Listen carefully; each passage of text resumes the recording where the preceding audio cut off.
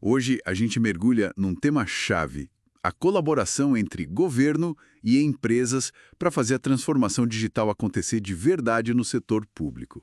A sociedade está toda digital, né? E o governo precisa acompanhar.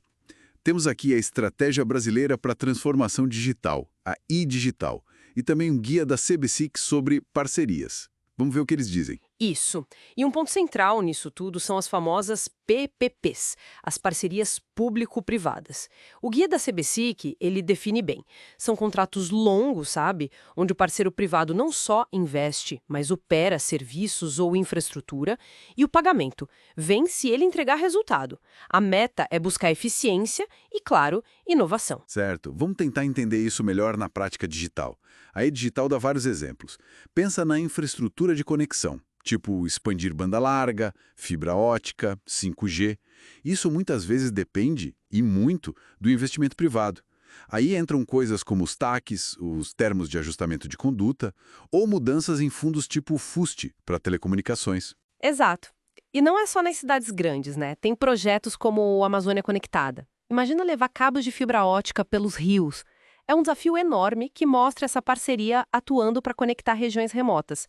Sozinho, talvez o governo demorasse muito mais. Outra área que a e-Digital bate bastante na tecla é o fomento à pesquisa, desenvolvimento e inovação. Em TICs, né, Tecnologia da Informação.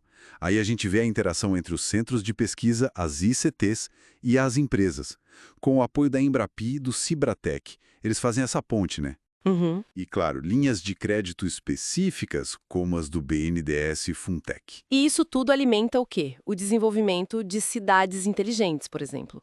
Soluções de internet das coisas, a tal da IoT, o Plano Nacional de IoT, que a e-Digital cita, já mira em aplicar isso na saúde, no agro, na mobilidade, sempre nessa ideia de juntar público e privado.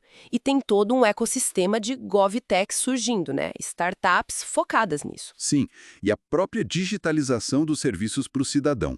A plataforma de cidadania digital é um exemplo, tentando unificar o acesso.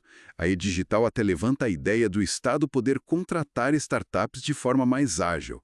Embora, assim, admita que hoje isso ainda é um desafio. Agora, olhando os benefícios que esses documentos apontam, são bem claros. Primeiro, o acesso à grana e à expertise do setor privado. A E-Digital traz um dado interessante, aliás. No Brasil, o investimento privado em P&D ainda é menor que o público. Então, essas parcerias podem ajudar a virar esse jogo, né? E a agilidade, imagino. O privado tende a ser mais rápido, certo? E o guia da CEBIC detalha bem a questão do compartilhamento de riscos, que é inerente ao modelo de PPP. Exatamente. E o impacto financeiro pode ser brutal. A E-Digital chega a estimar uma redução de custo de mais de 90% numa transação online comparada com a presencial. Pensa nisso.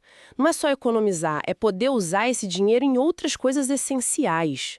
Educação, saúde. Mas nem tudo são flores, né? Essa colaboração também tem seus pontos de atenção. Os dois documentos alertam para isso, certo? A urgência de ter uma lei de proteção de dados forte, que hoje temos a LGPD, mas precisa de aplicação efetiva, e como regular as grandes plataformas digitais. A tecnologia voa, a lei tem que correr atrás. E isso não cria uma dependência tecnológica perigosa? Ficar na mão de poucos fornecedores, talvez estrangeiros? Sim, é um risco real. E conecta direto com segurança cibernética e privacidade de dados. Quanto mais digital, mais crítico isso fica. A Ediston fala muito da importância da confiança no ambiente digital, menciona a Política Nacional de Segurança da Informação e tem a questão da concorrência também, porque o mercado digital tende a concentrar. Certo. E aí a gente chega num ponto crucial: governança. Os dois materiais batem muito nessa tecla. O guia da CEBIC foca muito na estrutura do contrato. Tem que ser bem amarrado, com clareza na parte financeira, nos riscos para cada lado. Isso. E aí, digital complementa com a necessidade de transparência, a política de dados abertos entra aí, e de flexibilidade regulatória. Ela até fala dos regulatory sandboxes, aqueles ambientes para testar inovação com regras mais leves, sabe? Para experimentar antes de cravar uma lei. E a ideia de ter uma autoridade nacional para proteger os dados também fortalece essa governança. Então, essa governança vai além do contrato em si. É sobre garantir que a coisa toda funcione para o bem comum, é isso. Exatamente.